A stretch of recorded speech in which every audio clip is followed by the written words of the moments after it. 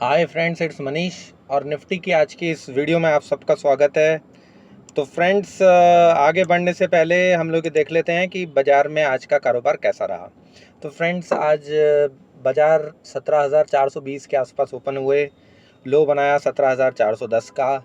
उसके बाद वहाँ से अच्छी खासी रिकवरी आई और हाई बनाया 17,570 का। हम लोगों ने कल क्या डिस्कस किया था? हम लोगों ने डिस्कस किया था कि अगर बाजार 17,420 के ऊपर टिक जाते हैं तो हम लोग कॉल में बैठेंगे। हमारा टारगेट था 17,530 का, 17,530 का। बाजार ने उसको ओवर अचीव किया, हाई बनाया 17,570 का। ठीक है, तो जिन्होंने भी चैनल के एनालिसिस को फॉलो किया होगा उन्हें प्रॉफिट ज़रूर मिला होगा, तो कॉन्ग्रेचुलेशन फर्स्ट ऑफ ऑल।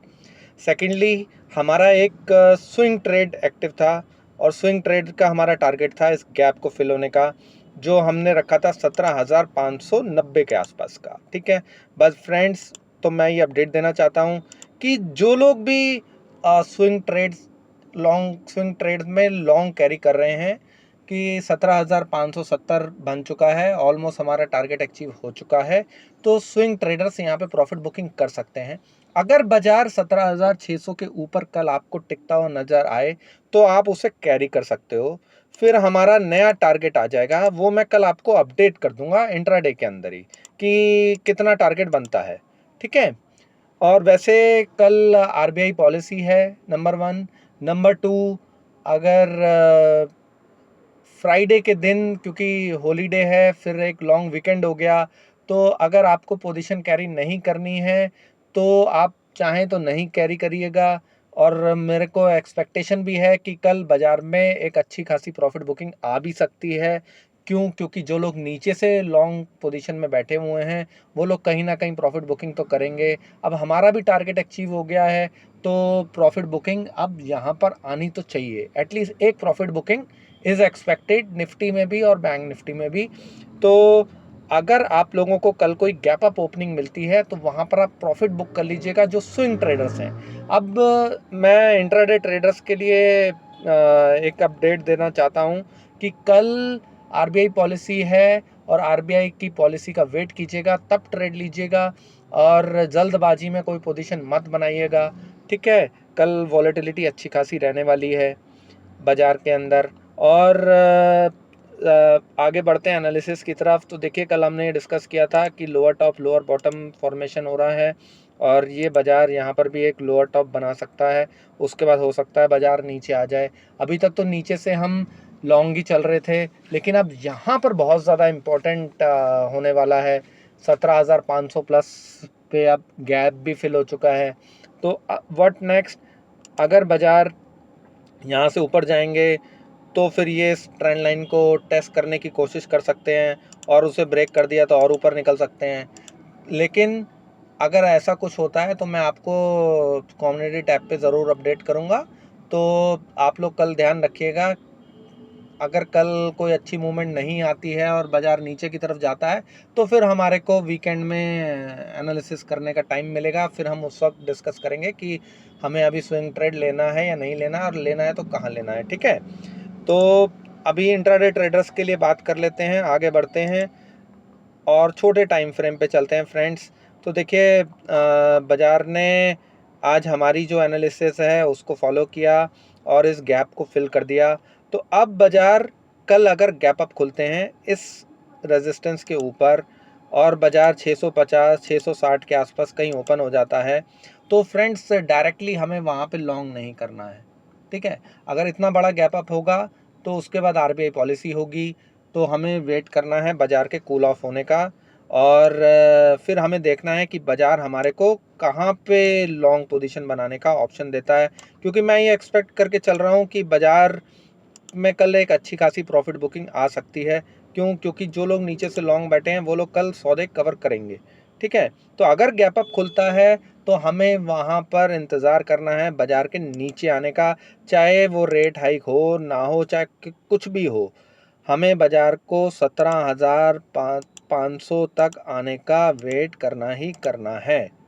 ठीक है, अच्छा, नंबर 1। नंबर 2, अगर बाज़ार कल फ्लैट ओपन होके ऊपर की तरफ ब्रेक करता है तो भी उस सिचुएशन में क्या करेंगे?